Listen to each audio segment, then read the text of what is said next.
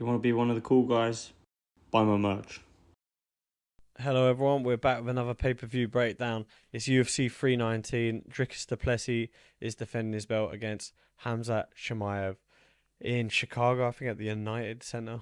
Yeah, they're fighting in Chicago, Chirac. There's some really good fights on the card. There's some fun fights. You've got, obviously the main event is a sick fight. Lerone Murphy fighting Aaron Pico, and Aaron Pico's UFC debut. That's a really fun fight. Carlos Prates, always in fun fights. He's fighting Jeff Neal. That should be good. Asakura versus Tim Elliott. That's a crazy fight. Just going to break down some of the ones I'm looking forward to most. Obviously, MVP fighting Cannonier. That's a cool fight. That's a load of cool fights, you know. A lot of the pay-per-views getting sort of shit on recently, but I think it's a real good card. So, first fight I'm going to talk about, we've got Jeff Neal versus Prates. Prates he lost against Ian Gary in his last, and he lost had a load of momentum going in and kind of was starting to build this mystique, which is weird because, to fight with losses on his record, he's not an undefeated guy. But he was just building up that aura, knocking people out, and looked like he had that touch of death sort of business going on for a minute. But yeah, Ian Gary beat him well, got him into striking, broke his range, mixed it up, and did some really good stuff. Obviously, there's some funny clips of Ian Gary on all fours at the end of the fight, but towards the end of the fight.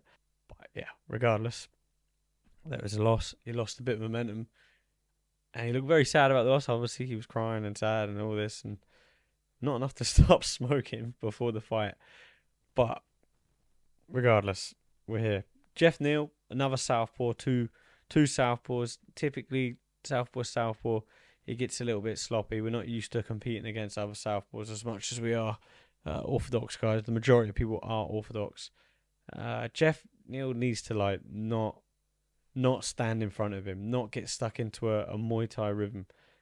He's done this kind of previously. Different style of fighter, like Wonder Boy. When he fought Wonder Boy, he kind of just stood in front of him. A couple of times it's changed, but he just stood and he sort of was watching Wonder Boy and think about what he's doing. He kind of fought Shavkat in a similar way, stood in front of him. High guard. High guard, walked forward, straight lines, got caught a couple of head kicks, got hurt in that fight. I think he fought Ian Gary as well, yeah. So, similar stuff. He needs to get off that line. You can't stand in front of him. Prates is predominantly a Muay Thai guy.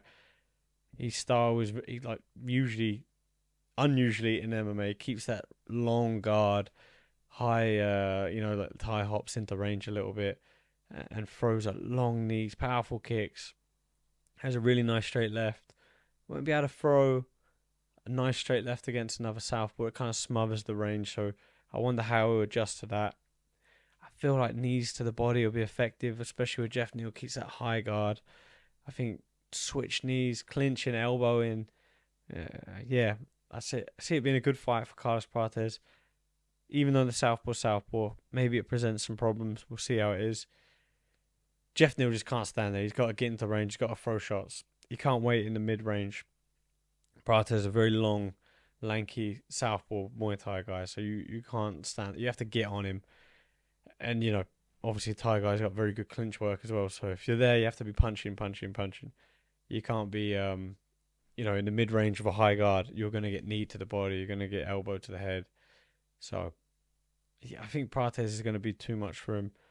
I think on the feet he's gonna light him up with elbows and knees and stuff. I'd like to see Jeff Neal, getting the clinches a little bit, like not Thai clinches, like body locks, pressure him a little bit, maybe break him down, and then throw big combos, big punch combos. Like don't need to go kick for kick or knee for knee or anything like that. Start Thai hopping in at him. I don't think that would be a good plan. But yeah, I'm going with Prates. Next fight I'm going to break down Jared Cannonier versus MVP. MVP looks like he's making a permanent move up to middleweight. And, he's very good. But when you see him, he's so skinny. He's so lanky and, long. He probably has that lanky, skinny man strength. But, then you see Jared Cannonier, who's fought at heavyweight. He doesn't move nowhere near the same. He's not as mobile. He's sort of like a tank.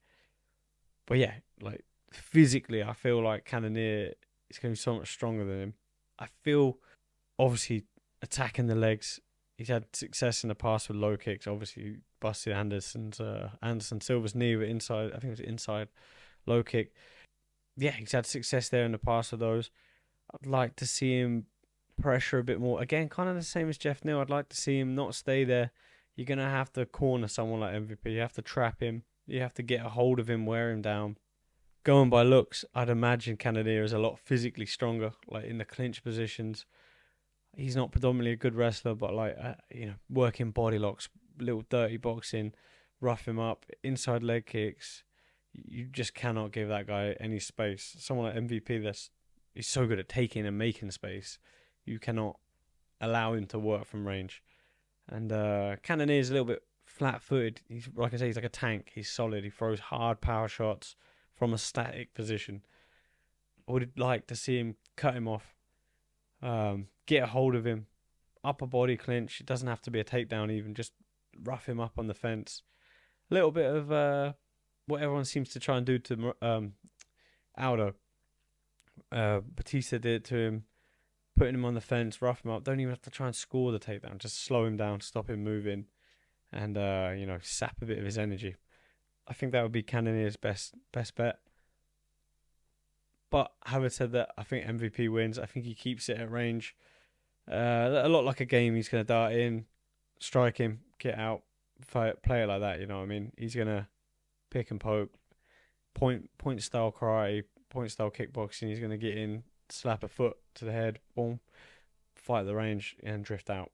That's how I think it's going to go. Yeah, we have Asakura fighting Tim Elliott for flyweight at the flyweight division. Asakura was 2-time rising champion at bantamweight, I believe.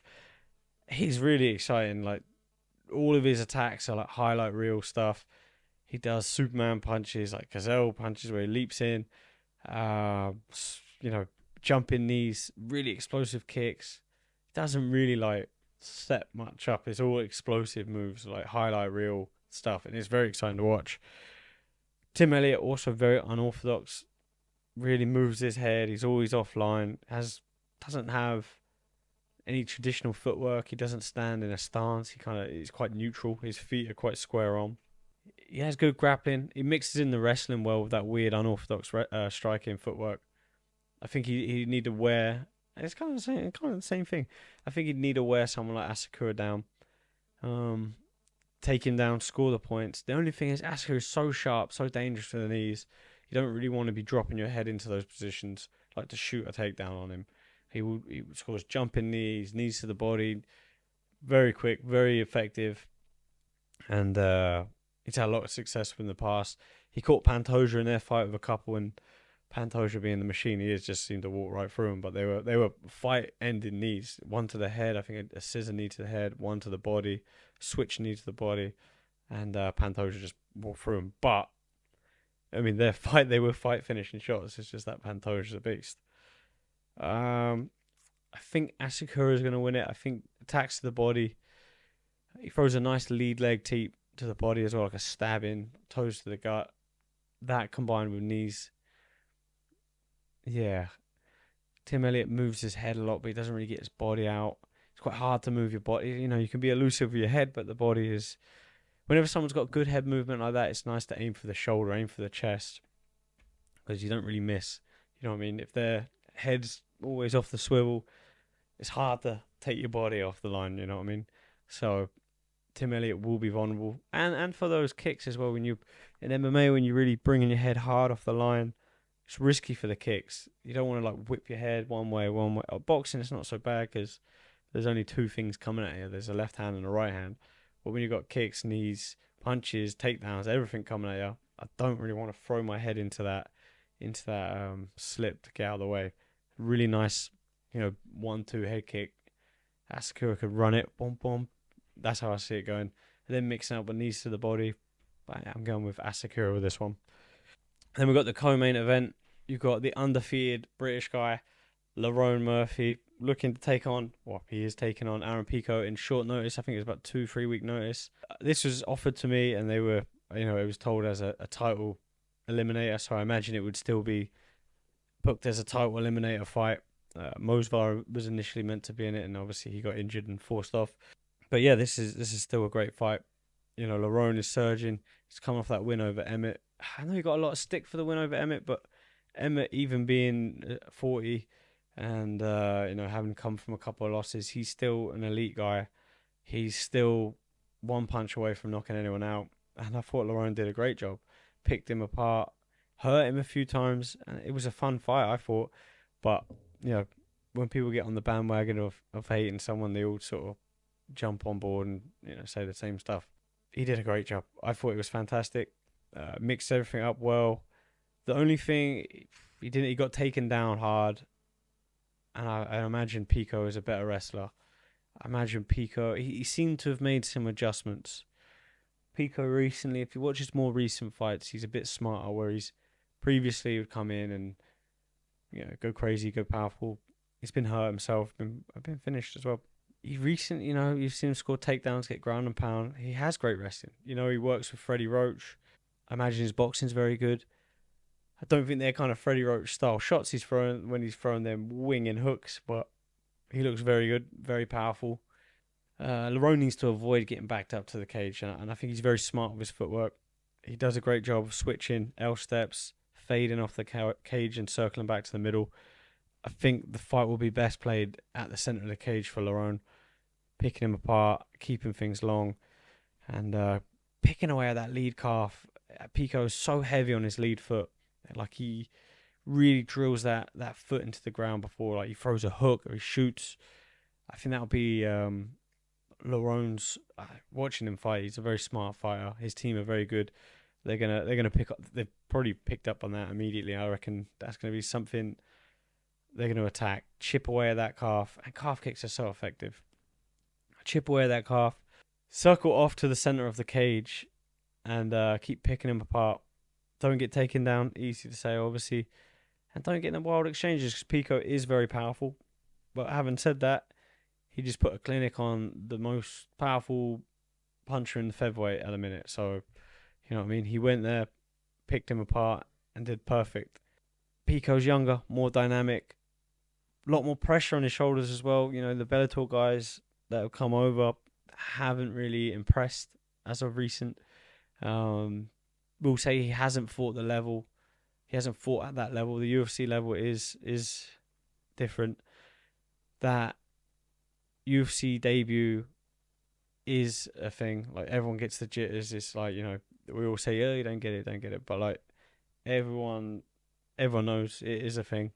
And when you're a guy that's a big star outside of the UFC, and then there's a lot of riding on your back, a lot of expectation, they've signed you, they're immediately putting you into title eliminators. They want you to fight for the title. They brought you in, to beat Mosvar because they wanted you to beat Mosvar and get a title. That's obvious to see, right? Because everyone's saying Mosvar should have had the title fight, and I can't disagree. So yeah, everyone knows he's the American sort of golden boy. He's got monster sponsorship, all that stuff. It would be a big thing for America to have that star. I wouldn't rule out them wanting him as the champion to fight at the White House or something like that, So yeah, big task for both. A lot of pressure for Pico to go out and prove how good he is. Same for Lerone. It's a short notice. I'd say that there isn't so much pressure for Lerone, because short notice, it takes a bit of weight off. People have written him off since the bloody Emmett performance, which was a flawless performance. So he gets a lot of hate, but like, the hate isn't skill based. It's not because he's a bad fighter. It's just they wanted him to brawl and make it a slugfest with the most dangerous guy in the division. Like, he's not an idiot. I think it was great. Anyway, I don't know. My head says Pico. But I think Lerone's got the skills. I think he's got the tools to go out there and beat him. I'm gonna go with Lerone. I'm gonna go with Lerone Murphy win. Decision. I think he's gonna chip away at him, frustrate Pico. Pico's gonna, like Chandler, he kind of wants to impress. He's gonna make mistakes. If Lerone stays patient, which I think he will, he'll stay patient. Pico will rush in, keep getting chipped away at the calf. I think Lerone will stay. He'll stay on it. He'll stay relaxed, stay composed. He's not gonna break his stride for anyone. I think he's gonna keep doing what he's doing, pick him apart, And I think Pico's going to present big targets because he's going to get frustrated. You know, when Larone's going to drift out of the way, he's going to drift out of the way. Pico's going to start getting pissed off and start swinging big shots and becoming vulnerable to getting countered. Yeah, that's how I think it's going to go. I didn't write any notes for this one because I didn't need to watch them out. We've seen enough of these guys. So we've got Dricus du Plessis versus Khamzat Chimaev. Khamzat Chimaev is he's a monster. He's come in and he's looked so good. Torn through guys like Robert Whittaker, in like 2 minutes. Broke his jaw with a face crank, I know people say Whittaker still had a injury previously, whatever, but like if you take the injury out of it, bossing Whittaker like that in 1 minute, taking him down, getting his back, and then getting an arm around his jaw, regardless of injury or the outcome, you're a machine. To take Whittaker down, Robert Whittaker, take him down, dominate him the way he did, get to his back, flatten him out with hooks in, it doesn't matter if you finish or not. Like you're a beast for being able to get him there. So the jaw injury is regardless of nothing. It doesn't mean anything.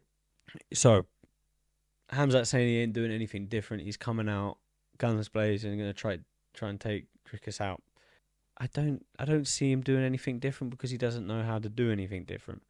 In all the fights that he's had that have gone the distance that I've seen, Gilbert Burns and Usman.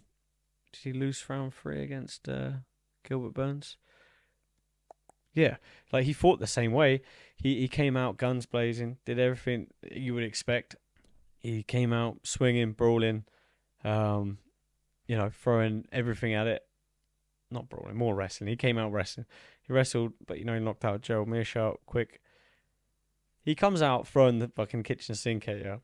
And Dricus, I feel this match is 2 guys that say with Khamzat at this point it's like, he's proven himself. Well, Khamzat, I always feel like, maybe you'll see his level here. Maybe you'll see his level. Then he surprises you and look better. Like with the Whittaker fight, I had Whittaker winning that. I thought Whittaker was going to win. I thought the level was too good. Hadn't seen enough of Khamzat to know he was at that level. Even with the Usman, even with the Burns fights, hadn't seen enough.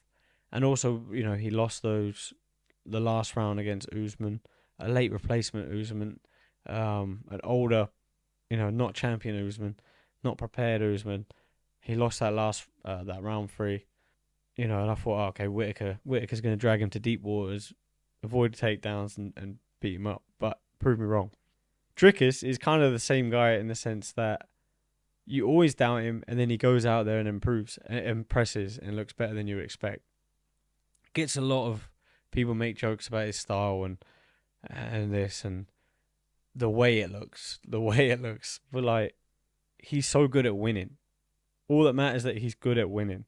He's very good at winning. Maybe he's not got the crispest like boxing. Maybe he's not got the cleanest wrestling.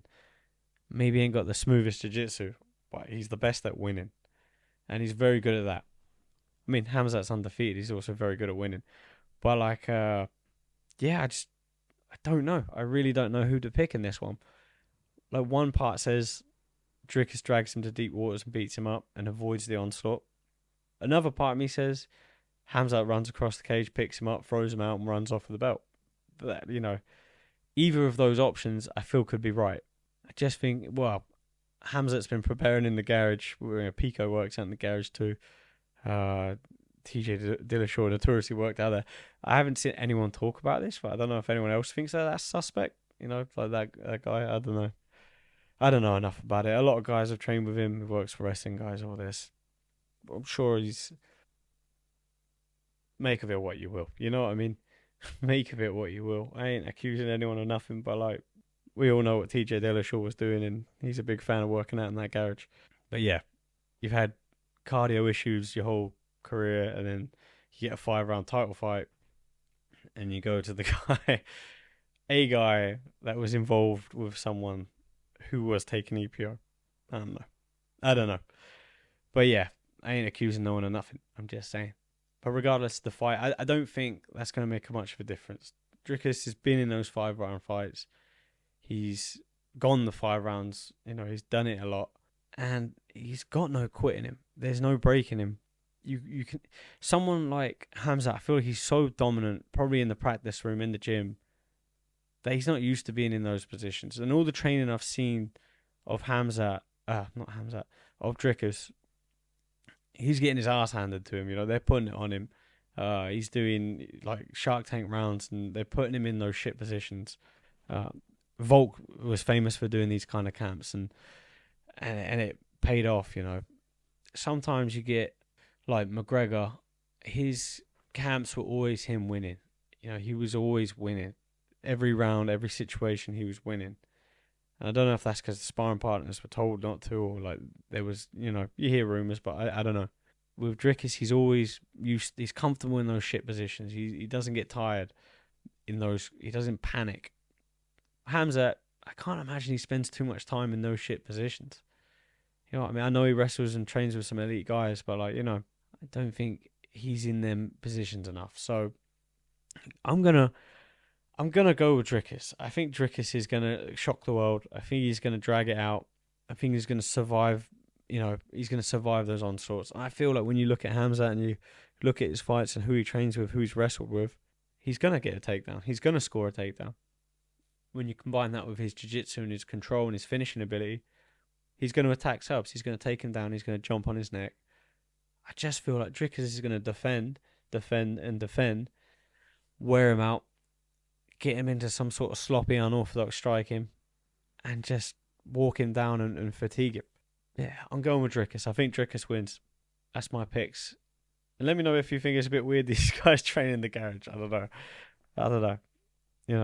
MMA guys out there that read on Reddit and you watch the YouTube stuff, and you probably know more than me. But I don't know.